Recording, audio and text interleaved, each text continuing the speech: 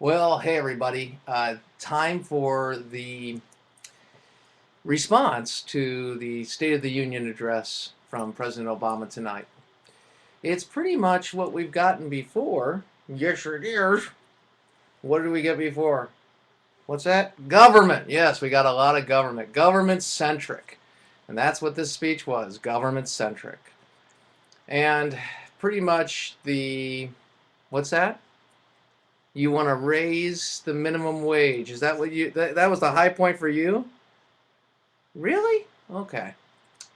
Well, President Obama did speak of raising the minimum wage, but a understanding of basic economics would tell us that when you do that, you actually hurt the very people you're trying to help because you're not going by the market determining the price, you're doing it by government.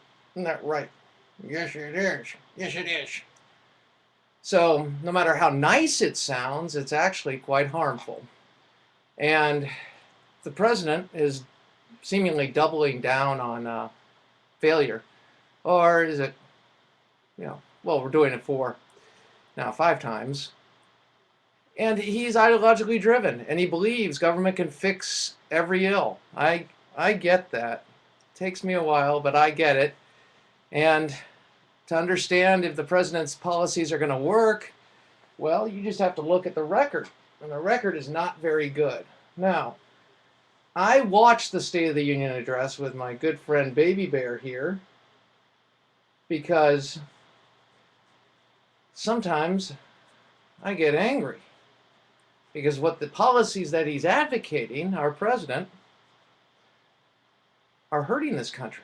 And our country is in really bad shape right now. And when I hear him talk about refinancing or how Obamacare is actually working, well, it just doesn't make sense. I feel like Baby Bear here. I get confused. And what really confuses me is, has he seen the results of his policy?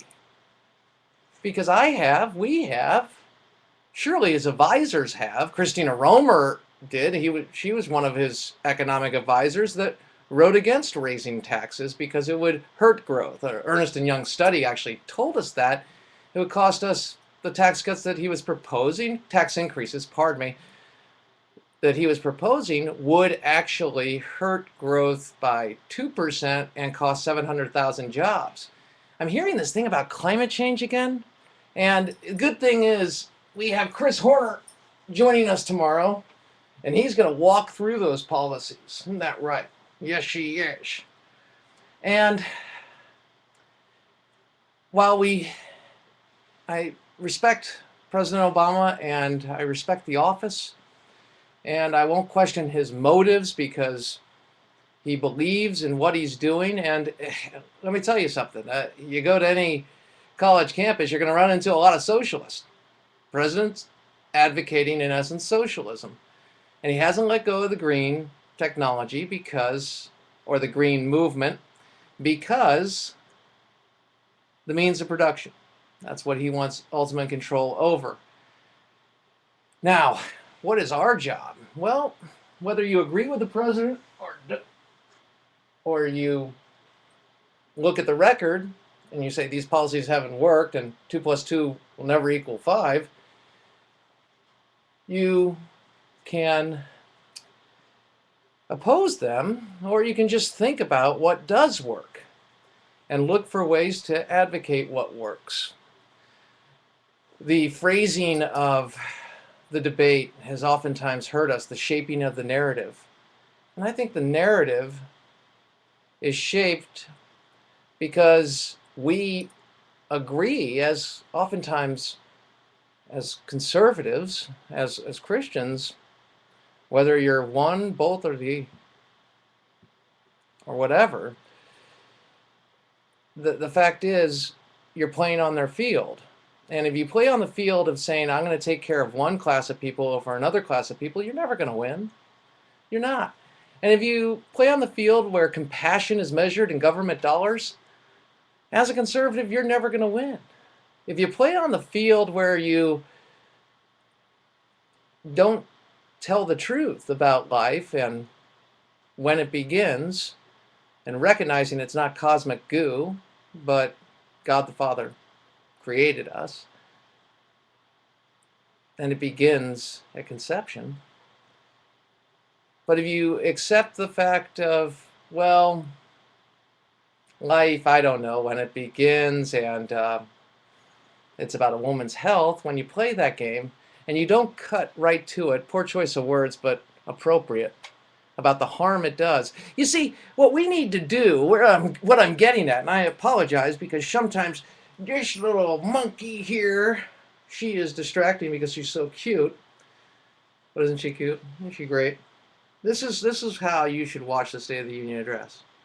See, I am doubly blessed because I not only have two little monkeys, Baby Bear and Lady Bear, but I've got the love of my life sitting next to me. But what happens is sometimes then we start talking about things, and Catherine and I start getting very passionate in our response, and we're talking to the television, and that's why we each have one of the dogs right next to us. Anyway, in all seriousness, and I am being serious, what we need to do is tell the truth and continue to do it and speak truth in love and not live in reaction, but tell people what we're for and why we are for it. And that's taking time to not only educate ourselves, but educate others. What's great about tonight is that we have the freedom to do it. And the game's not over. And we've seen these contests, or if you want to look at it as a war, cultural or otherwise, there are many battles in the war. And the great thing about it is we've got the greatest arsenal because we've got the truth. And so whether you agree with me or disagree with me, I'll be giving my State of the Union tomorrow. And then, of course, we've got the program proudly on AFR Talk. And I invite you to see that and to watch it or to hear it. You can hear it, watch it, listen, AFR Talk. Our guest, Chris Horner, will be in the first hour. I've got a very special guest in the second hour. From the response I received of having this gentleman on the first time, well, you're going to like him a lot. So, Chris Horner, who wrote the book on green energy, and also his latest book is on transparency and the liberal war against transparency, or on transparency. That's what we'll do. And an opportunity to engage in the debate and the discussion. Tell me how you felt about the speech, the State of the Union address. And you can do that on the meter there by registering for Crane's Court. In closing, I'd like to say that I hope we get to a place where we don't look at each other as economic classes, that when we talk about equality, we talk about equality under the law, that we don't spend our lives being a color. I had to throw that in. Yes, Michael Jackson style. And in essence, embrace our freedom and recognize where our freedom and our rights come from, which is God. So thank you for tuning in. Live with honor in your life, compassion in your heart. And always keep the faith in Jesus Christ. Are we done? Okay. Crane Durham's Nothing But Truth. Thanks.